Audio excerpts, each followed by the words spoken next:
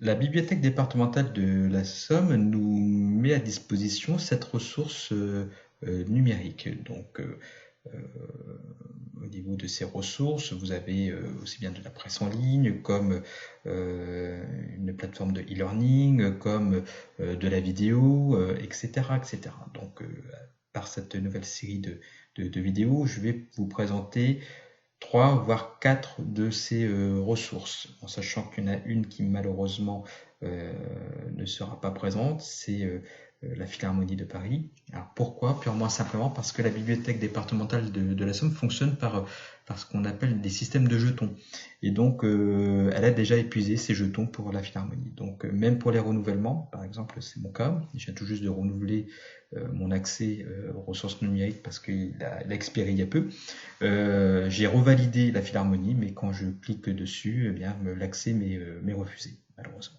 Donc, voilà, on va voir les différentes ressources qui, moi, à mon sens, sont vraiment intéressantes. Les autres, je ne dis pas qu'elles ne sont pas intéressantes, mais je trouve que, voilà, soit elles ne correspondent pas forcément à la définition qui est donnée, soit, bah, malheureusement, on peut trouver mieux ailleurs sans avoir besoin de s'inscrire à la plateforme de la bibliothèque départementale.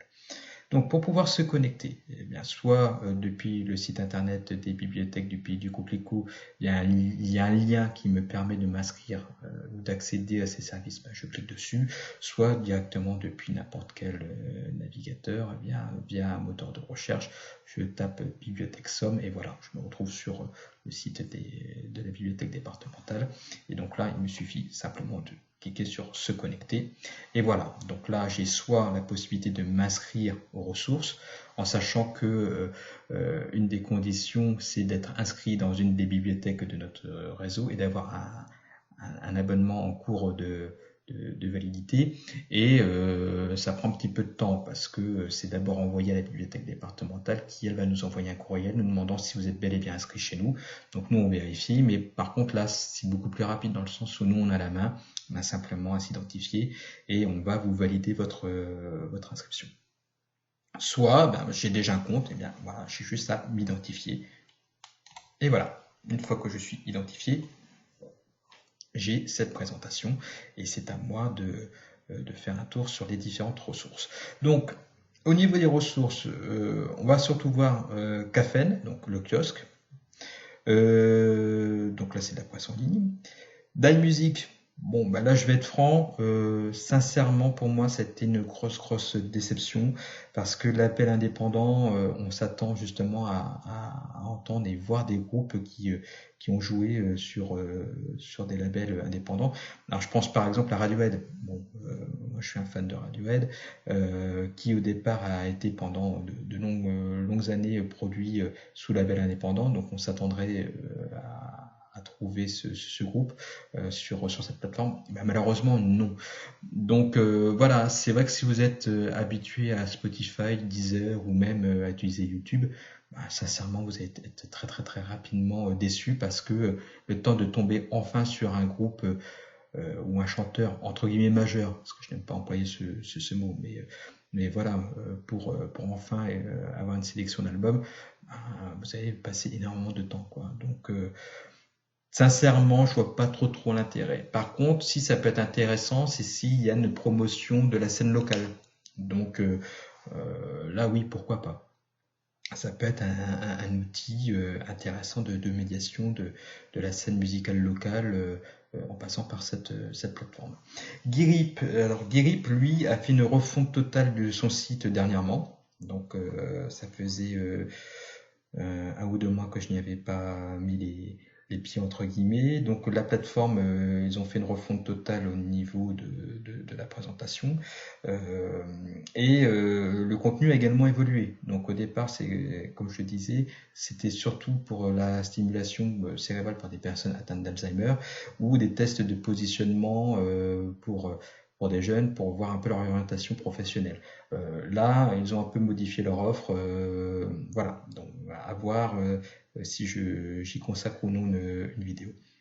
Médiathèque numérique. Donc, contrairement à ce qui est écrit, ce n'est plus 3000, mais c'est plus de 6000 vidéos qui sont désormais disponibles. Donc, en sachant que ça va aussi bien du film au documentaire que la série ou le film d'animation. Actuellement, alors je ne sais pas si c'est dû ou non à la période de confinement, j'ai eu un temps où c'était 4 vidéos par mois. Là, c'est passé à 10, donc voilà, à voir. Peut-être que c'est dû à une période de confinement. Si effectivement on est passé à 10, bah, tant mieux pour nous, c'est intéressant. Ça sera surtout intéressant, c'est pour la conception de jaquettes fantômes.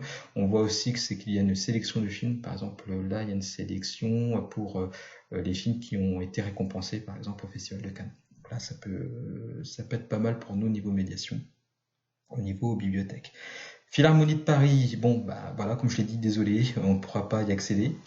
Storyplay, derrière ce titre de bibliothèque numérique d'album jeunesse, bah, je vais être franc, sincèrement, pas de réel intérêt dans le sens où pour moi c'est simplement du livre papier qui a été numérisé, qui a été mis en ligne. Je veux dire, on est très très loin de par exemple ce que peut proposer La souris qui raconte, où là on est vraiment sur du livre interactif, du livre qui a été vraiment conçu spécialement pour être publié et être lu sur différents supports, où là l'enfant n'est pas que simple spectateur, il est également acteur. Là, Storyplay, je vais être franc, non, aucun intérêt, donc moi personnellement je zappe. Idem pour l'audio lu, bah oui c'est du lu quoi, mais pareil il n'y a aucune interaction, donc personnellement aucun intérêt. Toutapprendre.com, là par contre, c'est vraiment une ressource on ne peut plus intéressante, en sachant qu'on va aussi bien du permis de conduire, comme les langues étrangères, comme l'informatique, comme le bien-être, comme l'apprentissage d'un instrument de musique, etc., etc. Donc voilà, franchement, une ressource on ne peut plus intéressante, même si actuellement elle commence à être de plus en plus concurrencée par Skilleos. Alors Skilleos, vous en avez peut-être entendu parler, parce qu'actuellement ils offrent un accès gratuit et illimité pendant la période de confinement. Alors les deux se valent. Sincèrement, j'ai pas de réelle préférence. Skilleos, par exemple, va beaucoup plus tirer son épingle du jeu pour tout ce qui est soutien scolaire. Également pour tout ce qui est, je dirais, langue étrangère. Par exemple, je peux très bien avoir une initiation à l'hébreu, le japonais, le coréen, la langue des signes, par exemple. J'ai le soutien scolaire qui vraiment est très très très très bien fait. Là, vraiment, voilà, pour moi, ça reste une référence. Mais voilà, les deux, franchement, se valent. Donc là, toutapprendre.com, bon, est très très bien fait. Skilleos, à voir peut-être par la suite en termes de ressources numériques. Si vraiment vous avez l'opportunité d'essayer Skilleos, allez-y, parce que vraiment, c'est très très bien fait. Voilà, surtout, n'hésitez pas. Donc voilà un peu pour la présentation générale. Maintenant, eh bien, on va passer dans le vif du sujet.